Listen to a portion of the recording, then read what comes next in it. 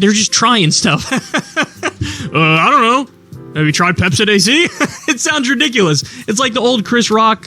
See, okay, this was the point that in this video, like where he's like, oh, they're just trying stuff. They're just taking stuff from the past. They're just taking all this random stuff and just trying it out, like the stuff that's already been invented.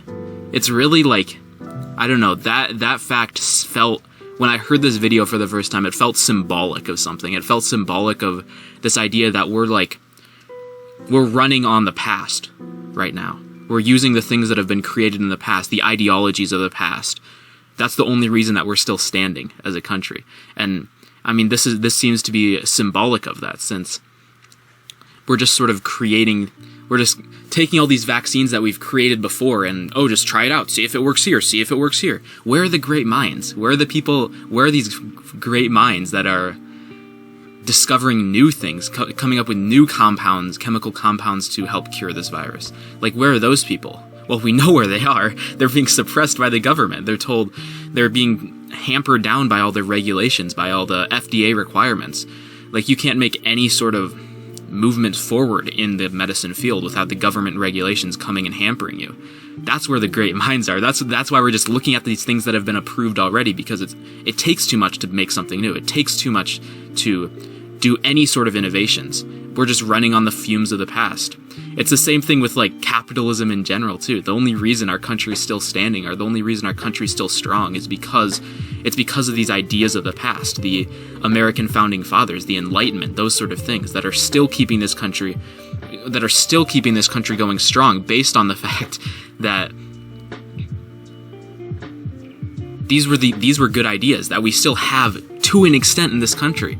And because of that, we're still going. But it's always looking at the past. Like, we don't have a new Enlightenment coming up. There's no strong ideas of freedom in the culture right now. You can see that with how people have been responding to Corona. Like, the government just wants to be a big daddy government with its fucking fascist paws getting all over our lives, locking us down, shutting down our businesses. And everyone is just okay with it. We just go heads down and say, oh, you wouldn't want the coronavirus to spread more and kill more people, would you? And then you're like, well, no, I don't want people to die. And it's like, well, there you go. Now the government should shut down everybody's lives and control everything that everyone does. And it's just terrible. Like, the only reason this country is great is because of the capitalism of the past, because we're built off of the capitalism of the Industrial Revolution, the innovations, that sense of life that still exists here. I'm reminded of this, one of the earliest scenes in Atlas Shrugged that struck me heavily. It was the scene where there was like a tree that, I think it was like Dagny and Francisco were young, and there was this big tree.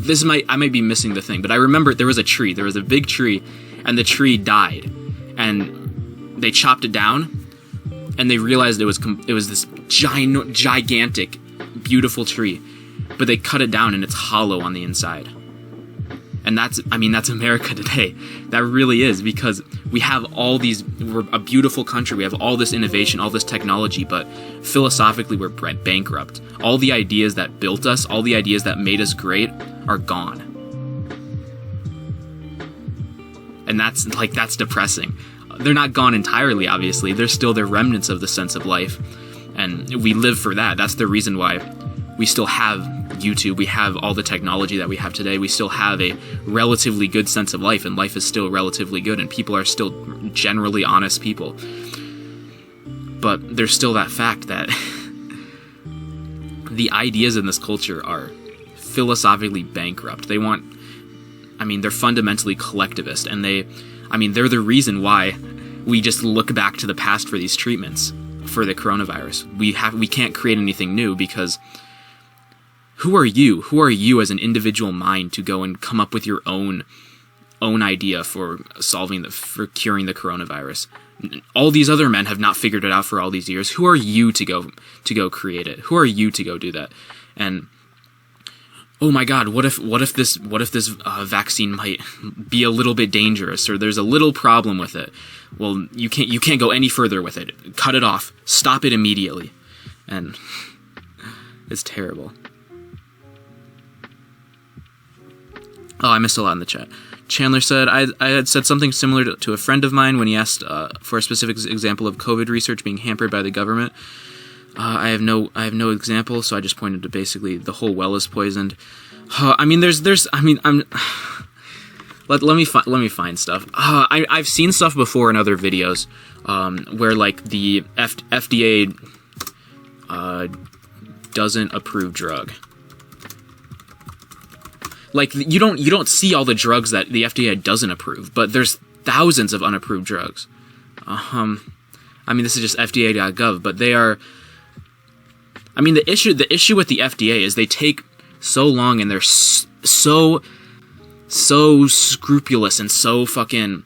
They have to test it multiple times and make sure that it's absolutely perfect before it gets to market. And now here's the thing: we like that. We think that okay, that's good because they're not letting these dangerous drugs get to market. I mean, think about all these drugs that could be killing people. Well, the issue is all drugs have some inherent risk to them. You hear in those commercials all the time where it's like, oh, side effects may include blah blah blah blah, all that shit. Now the FDA is overly cautious, and there's a problem with being overly cautious because that means that drugs don't get to market, drugs that could save lives, and you don't see those people on the news. You don't see all the people who couldn't get the drugs that just never got approved by the FDA. You don't see those people on the news, and the FDA as a bureaucracy, as a governmental agency, it's slow, it's inefficient, it's very bureaucratic. You have to get through all the bureaucracy and stuff. So that combined with the fact that they're excessively cautious to a fault, to the point where good drugs, they aren't getting to market that could save people, that's the problem with the FDA. And that's why as an objectivist, I would advocate abolishing it. I'd advocate getting rid of the FDA and replacing it with just private drug approval companies. Because those companies, I mean, they'd be more efficient, they'd have a profit motive to get drugs to the market. Now, obviously, they'd also have to balance that with the fact that if you kill somebody, that's going to be all over the news. If you approve a drug that kills somebody, your name will be all over the news. Nobody's going to trust you ever again in the future. I mean, like stuff like this happens all the time with companies. Like a company does something bad, their stocks plummet.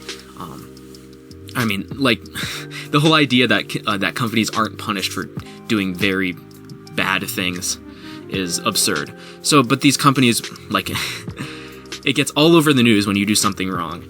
So you have a high incentive to only approve good drugs, to only approve well-tested drugs. But obviously you want to get drugs out into the market because that, like, you want to approve drugs because of the profit motive. Because when you approve drugs, you make part of the money on the drug or something like that. Because I'm sure, like, a medicine company, a pharmaceutical company who's like goes to this drug testing company to make sure that that their medicine gets approved, they'll say, oh, you get like 5% of the profits we earned on this. So then this company, they'll want to get it to market, but obviously they can't do it at all costs. So there's this sort of balancing of these things. Now, the FDA doesn't have any incentive to get drugs onto market. They don't have any profit motive behind them. And that's the fundamental problem with the FDA. Now, they avoid the headlines. They avoid the headlines of person dies because FDA approves this drug. They avoid those headlines. But the headlines there's no headlines that exist for the people that die because they can't get a drug. There's no such thing as Susie goes to the hospital with a disease that, oh, the FDA disapproved this drug that could have been to market, and she could have gotten the drug if the FDA would have approved it, but she didn't, so she died because of it. There's no such news articles, because that would take thinking conceptually. That would take looking beyond the perceptual person take drug, person die, that perceptual shit.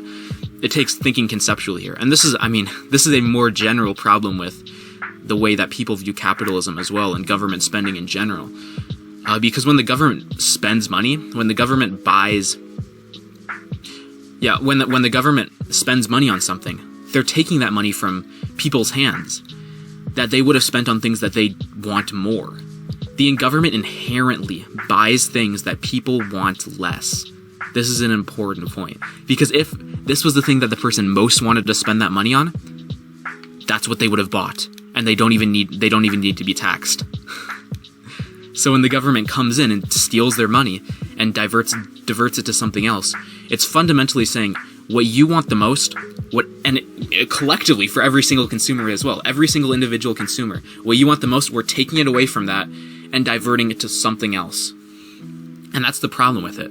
Now, you see good things pop up, like, oh, public transportation, that's a common one, or, oh, we get the roads, all that sort of stuff. But, like, these things would have come up anyways, people spending their money. But plus, it would have been those things with less waste, along with all the other things that people would have bought that they wanted more than those things.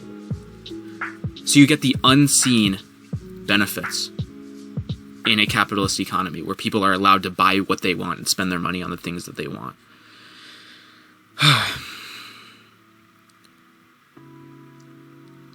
Yeah, Daniel Krauss says it good. Millions of people died because we still haven't implemented capitalism. Something like this, even if it is true, is not going to be published. And I mean, that's the problem. It's that whole thing that Henry Hazlitt talks about with the seen versus the unseen. And the issue is people don't see the deaths caused by the fact that we haven't implemented capitalism, because they're not perceptual based. It's based on the fact that people aren't buying the things that they want the most. Things that people want less, things that are less demanded, are getting their money given to, because government takes it and gives it to things that they don't want.